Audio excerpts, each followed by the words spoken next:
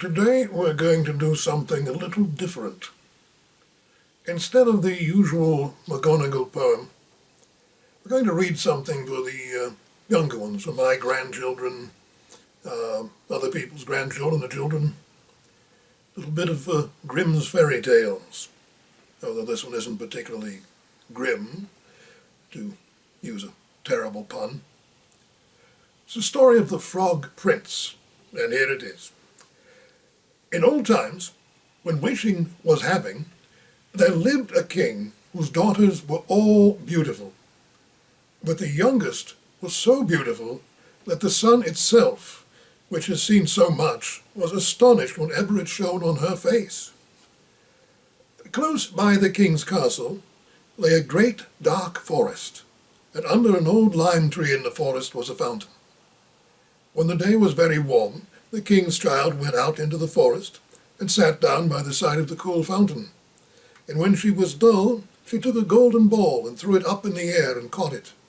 And this ball was her favorite plaything. Now it so happened, one day the king's daughter's golden ball did not fall into the little hand which she was holding up for it, but onto the ground and rolled straight into the water. The king's daughter followed it with her eyes, but it vanished, and the well was so deep that the bottom could not be seen. On this she began to cry, and cried louder and louder, and could not be comforted. And as she thus lamented, someone said to her, "What ails you, king's daughter? You weep so that even a stone would show pity." She looked around to the side from whence the voice came, and saw a frog stretching its thick, ugly head from the water. "Ah, old water splasher, is it you?" said she. "I am weeping for my golden ball which has fallen into the fountain." "Be quiet and do not weep," answered the frog. "I can help you. But what will you give me if I bring your plaything up again?" "Whatever you will have, dear frog," she said. "My clothes, my pearls, my jewels, even the golden crown that I am wearing." The frog answered, "I do not care for your clothes, your pearls and jewels, or your golden crown. But if you will love me and let me be your companion and playfellow, and sit by you at your little table and eat off your little golden plate, and drink out of your little cup, and sleep in your little bed, if you will promise me this, I will go down below and bring your golden ball up again." "Oh, yes," she said, "I promise you all you wish, if you will but bring my ball back again." She, however, thought, "How the silly frog does talk. He lives in the water with the other frogs, and croaks, and can be no more companion to any human being." But the frog, when he had received this promise, put his head into the water and sank down. In a short time he came swimming up again, with the ball in his mouth, and threw it on the grass. The king's daughter was delighted to see her pretty plaything once more, and picked it up and ran away with it. "Wait, wait," said the frog. "Take me with you, I can't run as you can." But what did it avail him to squeak his croak, croak after her as loudly as he could? She did not listen to it, but ran home, and soon forgot the poor frog, who was forced to go back into his fountain again. The next day, when she had seated herself at table with the king and all the courtiers, and was eating from a little golden plate, something came creeping, splish-splash, splish-splash, up the marble staircase. When it got to the top, it knocked at the door and cried, "King's daughter, youngest, open the door." She ran to see who was outside, but when she opened the door, there sat the frog in front of it. Then she slammed the door in great haste, sat down to dinner again, and was quite frightened. The king saw plainly that her heart was beating violently, and said, "My child, what are you so afraid of? Is there a giant outside who wants to carry you away?" "Ah, no," replied she. "It is no giant, but a disgusting frog." "Well, what does the frog want of you?" "Ah, dear father, yesterday, when I was in the forest, sitting by the fountain, playing, my golden ball fell into the water, and because I cried so, the frog brought it out again to me. and because he insisted so on it, I promised him he would be my companion. But I never thought he would be able to come out of the water, and now he is here, and wants in." In the meantime it knocked a second time and cried, "King's daughter youngest, open to me. Don't you remember yesterday and all that you to me did say?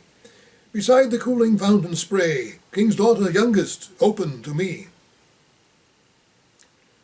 Then said the king, "That which you have promised, you must perform. Go and let him in." She went and opened the door, and the frog hopped in and followed her step by step to her chair. There he sat still and cried, "Lift me up beside you." She delayed until at last the king commanded her to it. When the frog was once on the chair, he wanted to be on the table. And when he was on the table, he said, "Now push your little golden plate nearer to me that we may eat together." She did this, but it was easy to see that she did not do it willingly. The frog enjoyed what he ate, but almost every mouthful she took choked her. At length he said, "I have eaten and am satisfied. Now I am tired. Carry me into your little room, and make your little silken bed ready, and we will both lie down and go to sleep." The king's daughter began to cry, for she was afraid of the cold frog, which she did not like to touch, and which now was to sleep in a pretty clean little bed. But the king grew angry and said, "He who helped you when you were in trouble ought not afterward to be despised." So she took hold of the frog with 2 fingers, carried him upstairs, and put him in a corner. But when she was in bed, he crept to her and said, "I am tired. I want to sleep as well as you. Lift me up, or I will tell your father." And then she was terribly angry, and took him up and threw him with all her might against the wall. "Now you will be quiet, odious frog," she said. But when he fell down, he was no frog, but a king's son with beautiful, kind eyes. He, by her father's will, was now her dear companion and husband. Then he told her how he had been bewitched by a wicked witch, and how no one could have delivered him from the fountain but herself, and that tomorrow they would go together into his kingdom. Then they went to sleep, and next morning when the sun awoke them, the coach came rolling up drawn by 8 white horses, with white ostrich feathers on their heads. They were harnessed with golden chains, and behind stood the young king's servant, Faithful Henry. Faithful Henry had been so unhappy when his master was changed into a frog that he had 3 iron bands laid round his heart, lest it should burst with grief and sadness. The coach was to conduct the young king into his kingdom. Faithful Henry helped them both in and placed himself behind again, and was full of joy because of this deliverance. And when they had driven a part of the way, the king's son heard a cracking behind him, as if something had broken.